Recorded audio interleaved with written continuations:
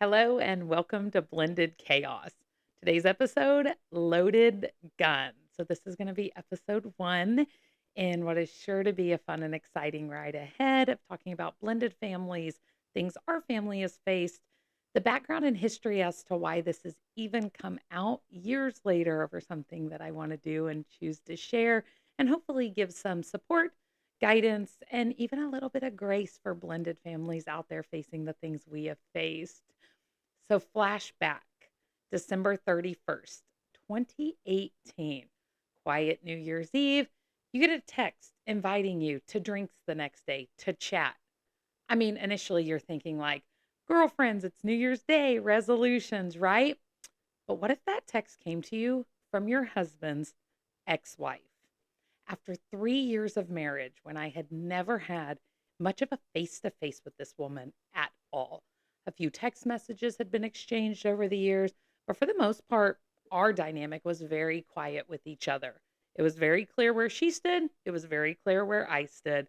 We did share the minor child at that time 50-50 on a 2-2-3 split. So, a little bit of background, and that's usually where a family has Monday, Tuesday with one parent, Wednesday, Thursday with the other, and the parties alternate Friday, Saturday, Sunday. Very common 2-2 split for shared parenting time here in the Midwest. And I know this is going to be all over, coast to coast, international, possibly, where people are thinking, well, that's not how we do it. It is just a really common occurrence when parents want equal parenting time here in the Midwest, especially for younger children, for a 2-2 split. That way, they're not very long without the minor children on a big block. So, a little bit of background there over how this even came about. We shared a son. At that time, I'd been married to my husband for 3 years. They had been divorced, I believe, for 5 to 6 years approximately at that time. So, received this text message asking me to meet her the next day. And the only criteria was she did not want my husband coming. Well, that wasn't very comfortable because there had been a lot of chaos and a lot of conflict in our dynamic for the past 3 years leading up to that. And we just weren't sure how comfortable we were. My husband and I visited that night. For years, we had been praying that we could co parent and have a good, healthy relationship with the other parents of our children. And kind of decided that if God was going to open that door, we had to be willing to step into it. So I agreed. I agreed to meet her the next day on New Year's Day 2019. That is really where many stories come from. Many stories head in the direction of, and really our lives changed in many ways that you're going to see over the lifetime of this podcast. So we decide we're going to meet in a public place, and we chose my office building. It was pretty centrally located, seemed safe, multiple businesses in there. However, as we arrived that day, the building was locked.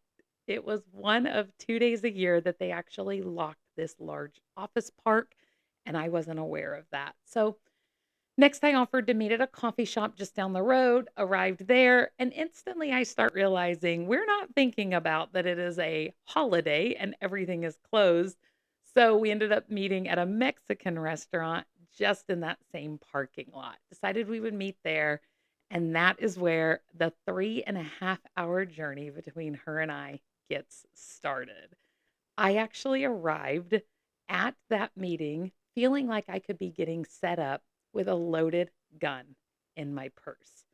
That'll tell you how bad and how much chaos our family had been under for the 3 years leading up to this point.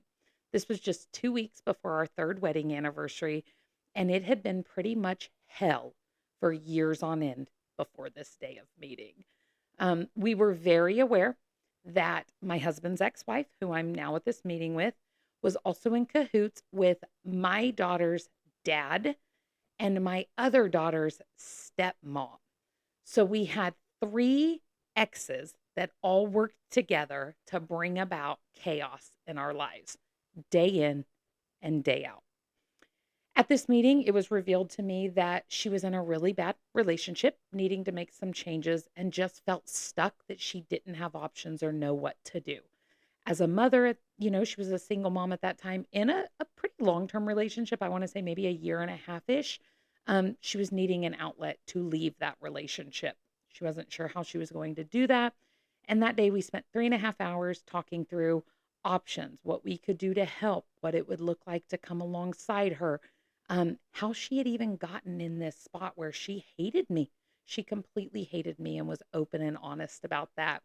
She spoke about all the stories she had been told about me.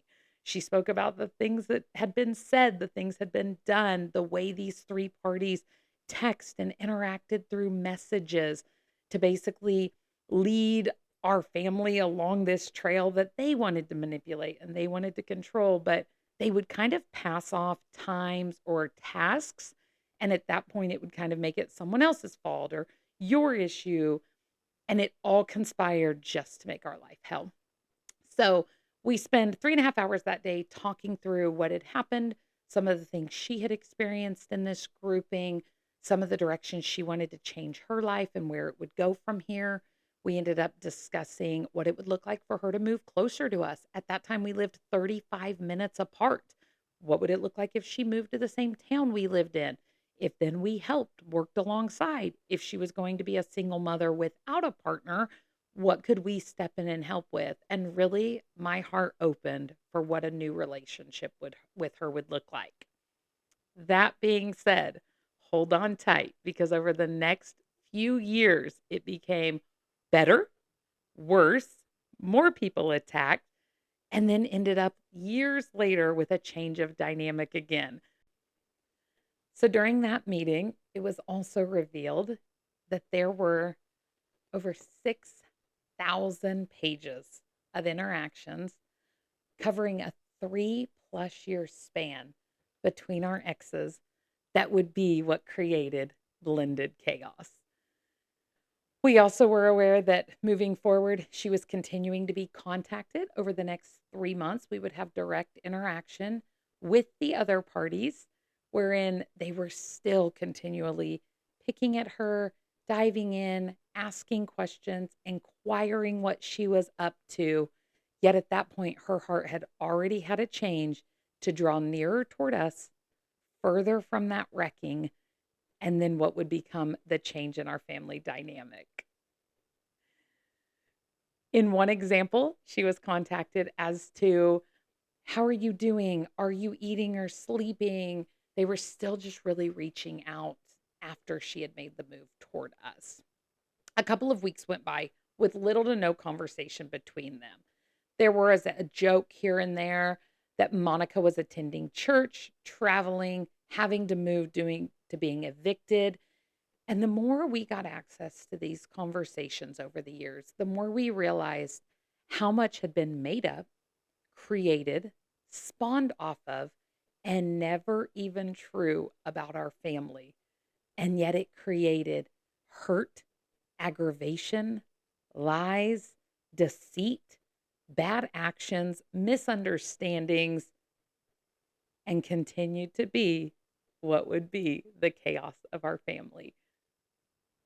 So if you feel like you just can't live with all that's going on, the frustrations, the lack of co parenting, the hurt, the antagonizing, fighting, bickering, you're in the right place because you're going to hear stories of how we overcame that, how we made different choices, how some of the hurts never went away, how other parents never came to the middle to work together. You're going to hear wins and losses. You're going to hear that there are boundaries you can set that do not let them come in or infringe on your mental health and the peace in your blended family home. You're going to set action steps. We're going to give offering of suggestions that reduce conflict, maybe even remove multiple interactions with bio parents. If you are unsure if tomorrow you can do one more day with these people, one more moment with these exes, or one more happenstance in this story, you are in the right place because there's so much more to learn, so much more to give, and so much more tea to sip on.